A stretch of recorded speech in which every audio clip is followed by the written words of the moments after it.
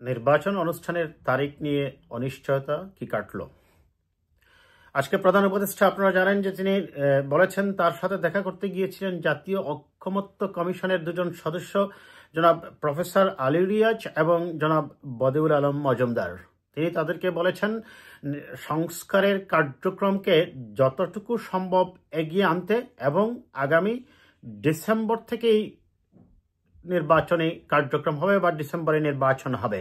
অবশ্য তার এই বক্তব্যের যে স্টেটমেন্টটা দেওয়া হয় সেই স্টেটমেন্টের কিছুক্ষণ পরেই আরেকটি কারেক্টেড বা সংশোধিত স্টেটমেন্ট দেওয়া হয় এবং বলা হয় সেখানে ডক্টর মোহাম্মদ ইউনূস সাহেব বলেছেন ডিসেম্বর থেকে জুনের মধ্যে নির্বাচন সম্পন্ন করার কথা এবং বলা হয়েছে সেটা ভুলবশত নাকি ওই স্টেটমেন্টে দেওয়া হয়েছে যে ডিসেম্বরের কথাটা।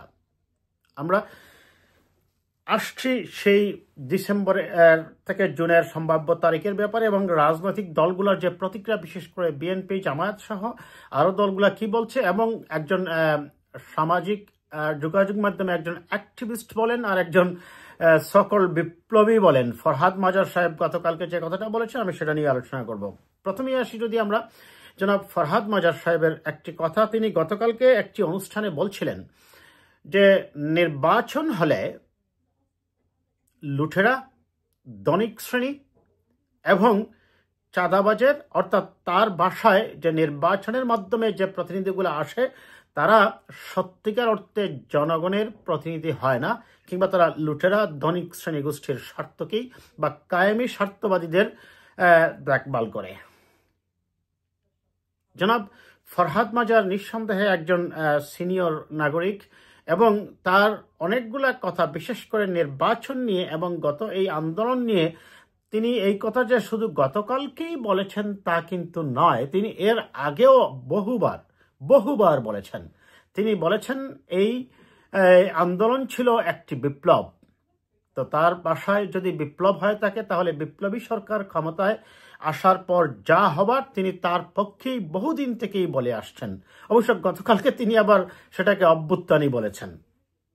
এখন তিনি বলছেন নির্বাচন হলে দুর্নীতিবাজ, লুটেরা এবং চাঁদাবাজরাই আসবে।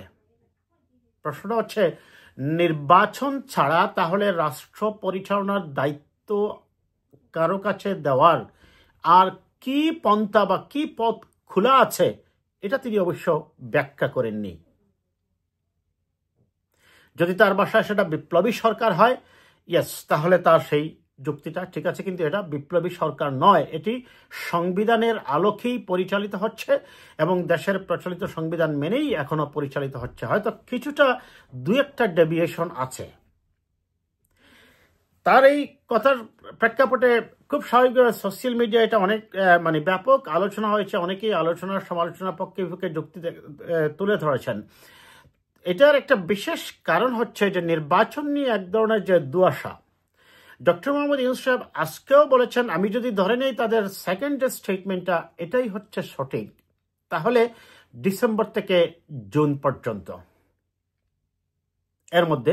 অবশ্য এর প্রতিক্রিয়ায় কি বলেছে তারপরে আমি আসবো আমার অ্যানালাইসিসে। দর্শক, এর প্রতিক্রিয়ায় বিএনপি নেতা জনাব সালাউদ্দিন বলেছেন আমরা এই তারিখের ব্যাপারে একমত নয়, যেটা বরাবর বিএনপি এর আগেও বলে আসছে।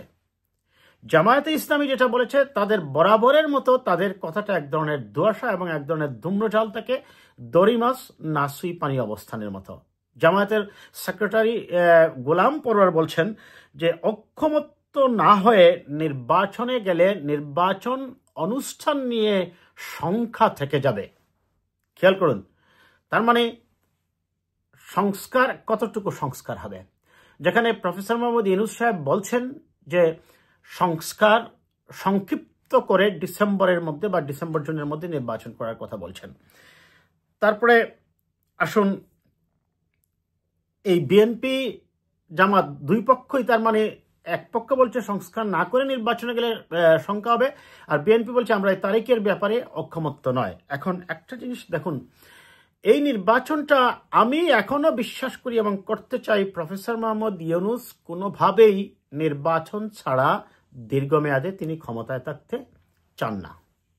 কিন্তু সরকারের ভিতরে একটা গ্রুপ এবং তাদের অনুসৃত কিছু ইউটিউবার, সোশ্যাল মিডিয়া অ্যাক্টিভিস্ট যারা একটি বা দুটি দলের প্ররোচনায় বা তাদের ডিফেন্ডে থেকে অত্যন্ত পরিকল্পিতভাবে এই প্রপাগান্ডাটা তারা চালানোর চেষ্টা করছে যে নির্বাচন হলে গণতান্ত্রিক মূল্যবোধে বিশ্বাসী মানুষগুলা ক্ষমতায় আসবে না, তাহলে নির্বাচন ছাড়া কি পথ খোলা আছে। সেই তারিখটা যদি আমরা বলি, সেনাপ্রধানও বলছেন ডিসেম্বরের মধ্যে নির্বাচন হতে হবে। তারপরে আপনার ধর্ম উপদেষ্টা একটা কথা বলছিলেন যে এটা বলার এখতিয়ার সেনাপ্রধানের নেই, এটার এখতিয়ার হচ্ছে প্রধান উপদেষ্টা। প্রধান উপদেষ্টা তো বলছেন ডিসেম্বর টু জুন। এখন প্রশ্ন হচ্ছে এইখানে হয়তোবা আমি ধরে নিচ্ছি তাদের সেকেন্ড স্টেটমেন্টটা সঠিক আজকে ডক্টর মোহাম্মদ ইউনূস সাহেব যেটা বলছেন যে ডিসেম্বর টু জুন, কিন্তু পরে আবার সংশোধনী যেটা আসছে এখানে এই সংখ্যাটা দেখা দিয়েছে। তার মানে হচ্ছে হয়তোবা প্রধান উপদেষ্টা এমন হতে পারে, আমি বলছি দর্শক, তিনি ডিসেম্বরের মধ্যেই নির্বাচন চাচ্ছেন। একটা গ্রুপ চাচ্ছে ডিসেম্বর টু জুন আপাতত তিনি বলেন, এবং যাতে করে কোনো স্পষ্ট রূপরেখা বা তারিখ না ঘোষণা করেন।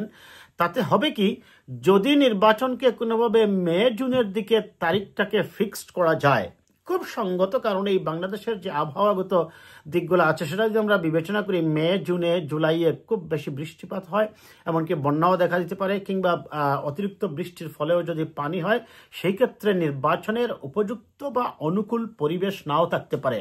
সেই বাহানা দেখিয়ে ওই যে গ্রুপটা ডিসেম্বর টু জুন বলাচ্ছে ডক্টর ইউনূসকে দিয়ে এখন, তারা চাচ্ছে জুনের কথা বলে শেষ তারিখে 26 জুনের কথা বলা হয়েছে আজকে, তাহলে 26 জুনের মধ্যে যদি নির্বাচনের কোনো এক সময় জুন মাসে নির্ধারণ করা হয়, যদি বৃষ্টি বাদল হয়, তাহলে আমরা সেটা পরবর্তী নভেম্বর ডিসেম্বরে নেওয়ার জন্য একটা সুযোগ খুঁজে পাবো, বাহানা খুঁজে পাবো।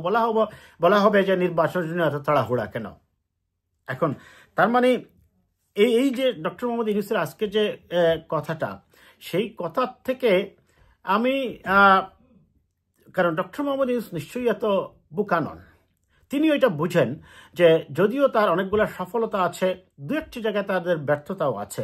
এই সফলতাকে ধরে রাখতে হলে, এবং সর্বোপরি তিনি যেহেতু কমিটেড হয়ে আসছেন যে একটা সংস্কার করে একটা নির্বাচন দেবেন, তাহলে অনর্থক যখন তিনি সময়ক্ষেপণ করতে যাবেন, সময়টাকে দীর্ঘায়িত করতে যাবেন, তখন খুব স্বাভাবিক বিভিন্ন মহল থেকে তীব্রভাবে তার বিরোধিতা সৃষ্টি হবে।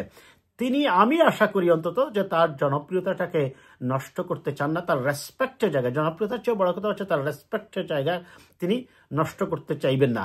এবং তিনি হয়তোবা চাচ্ছেন ডিসেম্বরের মধ্যে, কিন্তু তার আষ্টে পৃষ্ঠে যারা তাকে চক্রাকারে জড়িয়ে আছে, তার আশেপাশে যারা আছে, তারা চাচ্ছে জুনের কথা বলে নির্বাচনকে আরো বিলম্বিত করা বা পিছিয়ে দেওয়া। তবে যাই হোক, আজকে তার এই বক্তব্যের পরেও বিএনপি বলছে তারা একমত নয়, বিএনপি চাচ্ছে আরো আগেই নির্বাচন। দেখা যাক কি হয়।